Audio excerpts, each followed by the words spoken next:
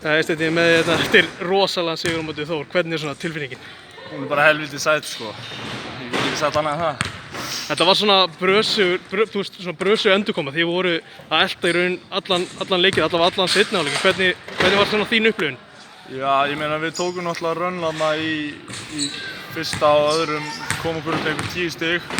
Svo bara mistum við þetta niður. Þeir fóru bara að spila mjög hart á okkur og við bara brugðumst illa við og svo bara fórum alltaf dálítið slakt inn í seinni hálfleikinn en svo bara karakter að ná að klára þetta svona sko.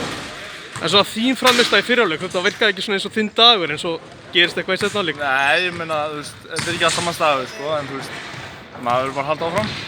Koma inn og vera klár þegar maður fær tækifæri að koma inn á sko. Hvernig svona lýsirðu svona síðustu 2-3 mínútunum hjá þér? Hvað gerist? Ég bara fæ trausti á að skjóta þegar ég á að skjóta og ég bara gerir bara mína vörn og held minn strikið sko, þá bara komið þetta.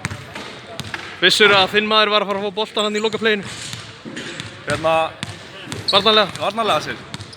Nei, við bjuskust nú allir við að Ívar myndi fá hann á póstinu sko, eða allavega við eitthvað lobb eða eitthvað, en ég var bara eiginlega sá hvert það var að senda hann og ákvað að taka áhættuna sko.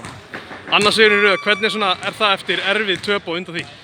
Bara mjög gott sko, það er ekki að segja neitt annað sko, þetta er bara akkurat það sem við þurftum og við höldum bara áfram að byggja á þetta.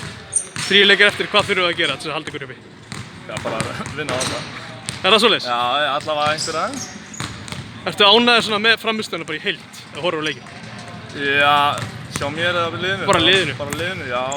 En við hittum ekki vel á tímabili en svona hvernig við kláruðum leikinn, það sýnir bara rosalega karakter og ég er ánægður með það.